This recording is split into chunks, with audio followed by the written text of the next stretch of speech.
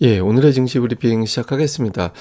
미증시가 또 큰 폭으로 반등하는 그런 모습이 나왔는데 몇 가지 중요한 이제 뉴스들이 있었습니다. 우선 월스트리트 저널, 연준의 비공식 대변인이라고 표현하는 사람이죠. 닉 티미라우스 기자가 몇 가지 중요한 어떤 기사를 내보냈거든요.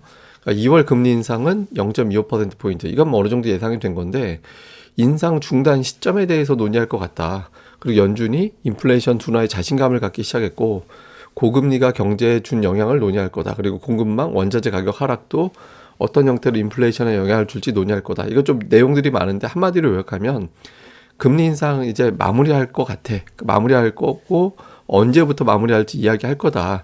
그리고 연준이 자신감을 갖기 시작했다. 그러니까 이런 이야기들. 그러니까 이제 시장에선 더 이상 금리 인상에 대한 부담을 가질 필요가 없게 되는 상황이 생겼죠. 특히 지난 주말에 크리스토퍼 월러가 인플레이션 진정에 충분히 제약적인 수준에 근접했다라고 이야기를 했잖아요. 근데 이 발언이 왜 중요하냐면 이 사람 매파입니다. 그러니까 매파적인 발언을 이어왔던 사람이었거든요. 근데 이 사람이 중도적인 어떤 발언을 했잖아요. 그럼 실질적으로 매파는 이제 카시카리밖에 안 남는 거예요. 안 그래도 올해 이제 구도 자체가 연준의 구도가 매파가 줄어들고 중도가 늘어나 있는 그런 상태거든요. 근데 매파조차도 저런 발언하는 걸로 봐서는 연준이 확실히 금리 인상 중단할 때가 됐다라는 거를 이제 공식적으로 좀 보여준 거다. 그래서 이제 투자자들은 이제 금리에 대한 스트레스는 내려놔도 되고 금리 스트레스 내려놔도 된다라는 거는 경제가 경착륙보다는 연착륙 쪽에 근접했다 이렇게 해석이 되거든요. 그래서 투자자들이 경기에 대한 걱정도 조금 덜하게 됐다라는 점이 시장을 끌어올리는데 영향을 준 것 같습니다.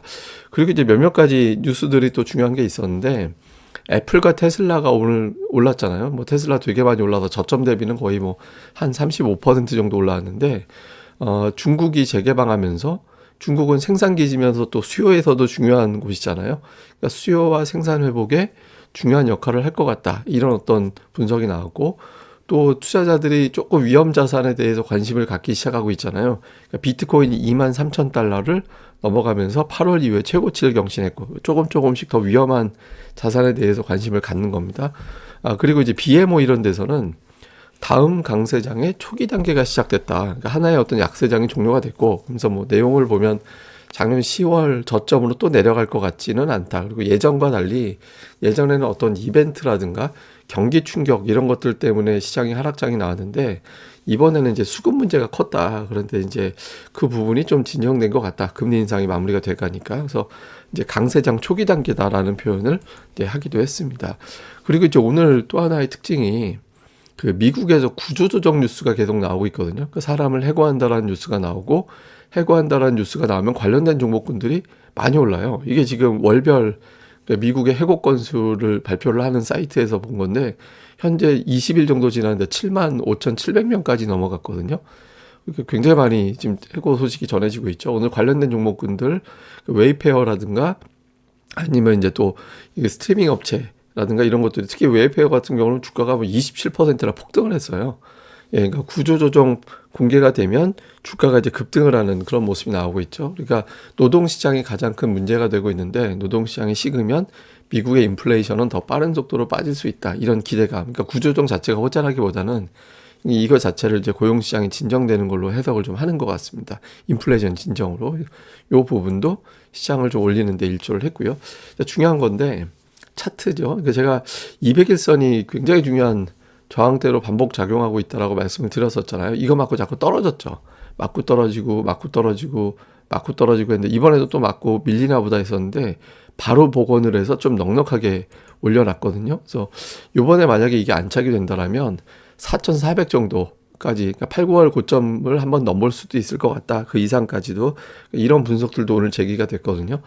반대로 이거 맞고 떨어지면 3,600. 그러니까 이제 작년도 10월 저점을 깰지도 몰라, 근처까지 갈지도 몰라. 그러니까 이런 우려가 제기가 되기도 했습니다. 그러니까 여기서 안착이 되면 이제 시장 양상이 완전히 달라지게 되는 그런 상황이 생기죠.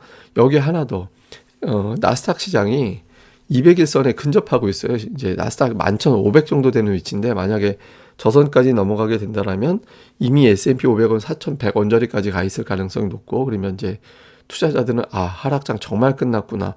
지금이라도 합류해야지 하면서 수급이 더 좋아질 가능성도 있습니다. 그리고 이제 우리 시장에 영향을 주는 종목 마이크론 테크놀로지죠.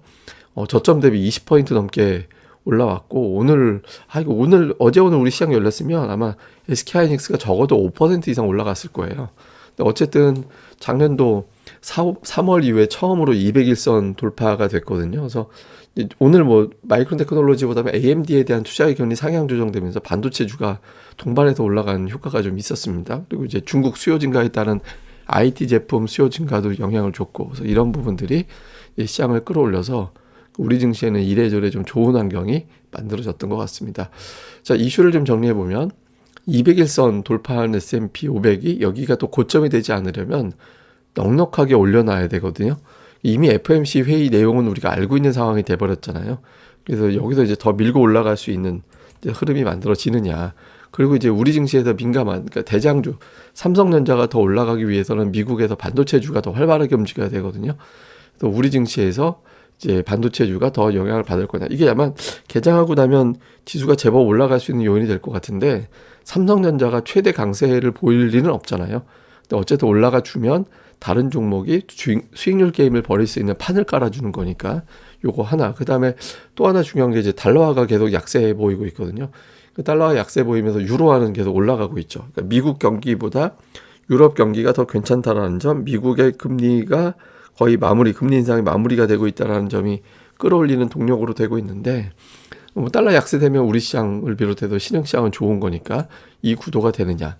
그 다음에 이제 또 하나는 이제 실적이 마이너스인데 이게 과연 상승량이 되느냐라는 거잖아요. 여기에 대한 걱정이 있는데, 그러니까 마이클 윌슨 이런 사람들이 이런 주장을 하고 있거든요. 근데 여기에서 이제 중요한 표가 하나 오늘 나왔습니다. 며칠 전에 나온 거가 있어서 보여드리면, 이제 1950년부터 2022년 사이에 마이너스 연간 이제 실적 S&P 500 기업들의 실적이 마이너스로 집계된 게 총 21번 있었거든요. 근데 그 중에서 실제 하락장이 된 거는 6번, 상승장이 된 게 14번이었어요.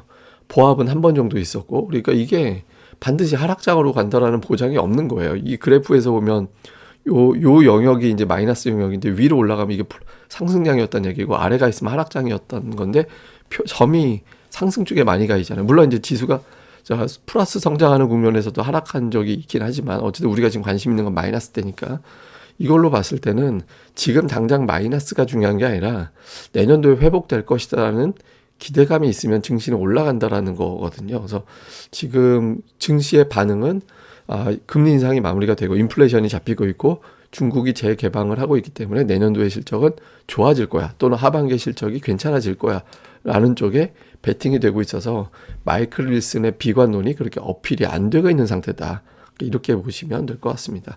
어쨌든 우리 증시 아마 좀 일단 미증시가 오늘 어마어마한 폭락이 나오지 않는 한 시장은 일단 플러스 출발할 가능성이 있고, 외국인 투자자들의 매수세가 유입될 가능성도 계속 높아지고 있는 상황이죠. 그래서 제가 보기에는 이제 지수보다는 이게 뭐 ADR이 또 동시에 높아지고 있는 시점으로 가고 있어서 지수 자체보다는 지금은 종목별 차별화, 그러니까 모든 종목이 올라가는 장이 아닐 겁니다. 그러니까 제한된 종목들이 선별적으로 강세 보이는 형태가 될 가능성이 높거든요. 그래서 종목별 수급 구도에 더 집중해야 될 것 같습니다. 이 내용은 제가 또 다음 이제 유튜브 방송에서 전달해 드리겠습니다. 예, 그리고 고릴라 리서치 카페도 좀 많이 좀 방문 부탁드립니다. 지금 주말 사이에도 제가 열심히 자료들 막 계속 올려드리고 있거든요. 그래서 뭐 주말도 올려드렸고 내용들 많이 정리해드리고 있으니까 고릴라 리서치 많이 와주시고요. 그리고 여기 가입 안내도 있습니다. 여기서 보시면 리서치 가입 안내 내용들도 잘 올려져 있으니까 이 내용들 어떤 거 하는지 좀 봐주시고요. 그리고 주말에 또 제가 트레이더들의 수다, 주말에 아니라 어제 동영상 올려놨거든요. 그러니까 유튜브 방송에서 보시면 주식 고수들의 찐토크라 그래가지고 또 토크 방송 설문한 거 올려놓은 거 있으니까 이것도 많이 좀 봐주셨으면 좋겠습니다. 예, 그럼 오늘 하루 잘 보내시고요. 저는 또 다음에 뵙겠습니다. 그리고 꼭 부탁드리는 건 이 방송 구독하기는 물론이고요, 좋아요까지. 예, 그래 알고리즘에 많이 걸린다니까 좋아요 꼭 좀 부탁드립니다. 예, 감사합니다.